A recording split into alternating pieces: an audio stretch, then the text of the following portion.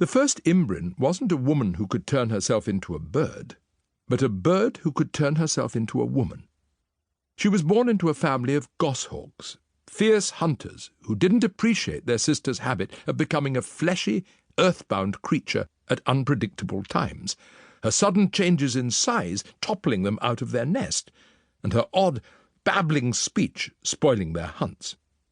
Her father gave her the name Emin, which in the shrill language of goshawks meant strange one, and she felt the lonely burden of that strangeness from the time she was old enough to hold up her head. Goshawks are territorial and proud, and love nothing more than a good bloody fight. Emin was no different, and when a turf war erupted between their family and a band of harriers, she fought bravely, determined to prove she was every bit the goshawk her brothers were. They were outnumbered by the larger, stronger birds, but even when his children began to die in the skirmishes, Emin's father would not admit defeat. In the end, they repelled the harriers, but Emin was wounded and all her siblings but one were killed. Wondering what it had all been for, she asked her father why they had not simply run away and found another nest to live in. "We had to defend the honour of our family," he told her. "But now our family is gone," Emin replied. "Where's the honour in that?"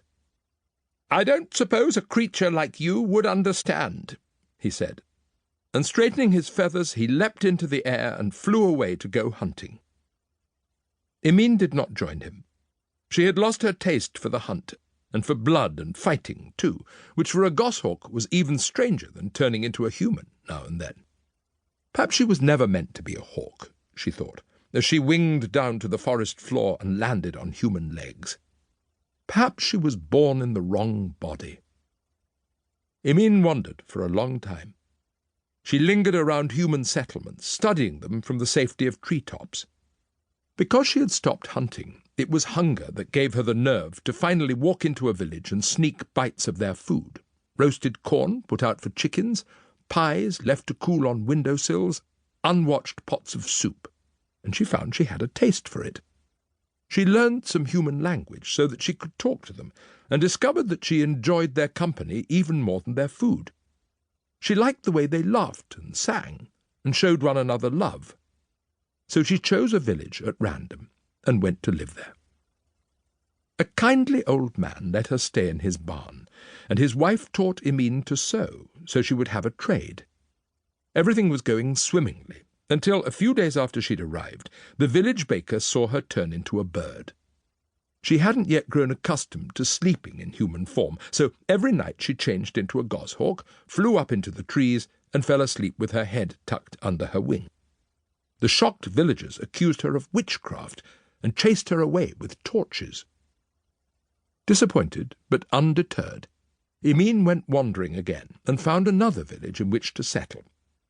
This time she was careful not to let anyone see her change into a bird, but the villagers seemed to distrust her regardless. To most people, Emin had a strange way about her. She had been raised by hawks, after all, and it wasn't long before she was chased from this new village too. She grew sad, and wondered if there was any place in the world she truly belonged. One morning, on the verge of despair, she lay watching the sun rise in a forest glade.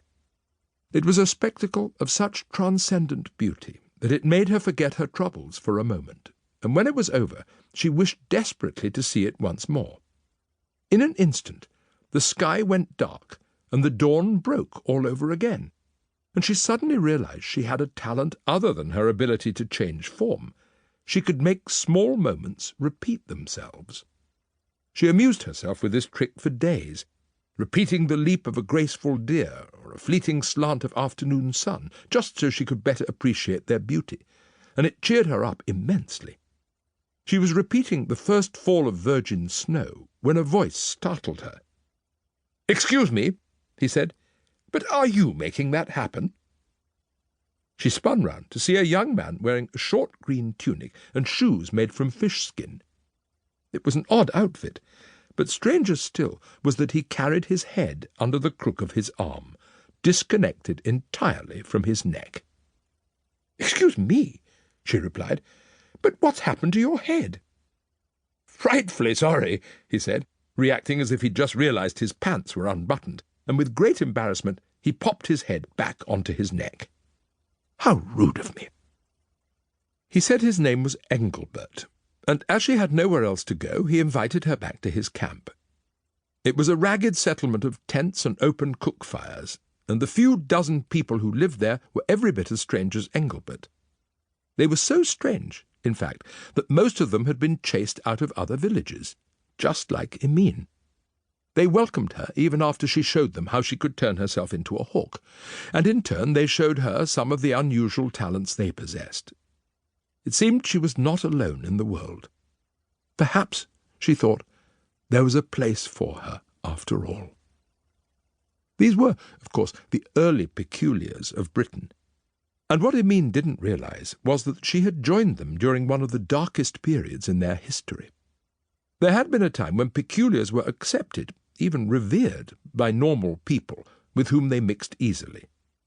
But an age of ignorance had dawned of late, and normals had grown suspicious of them. Whenever something tragic happened that couldn't be explained by the rudimentary science of the day, peculiars were made the scapegoats. When the village of Little Disappointment woke one morning to find all their sheep burned to a crisp, did the villagers realize that a lightning storm had killed them?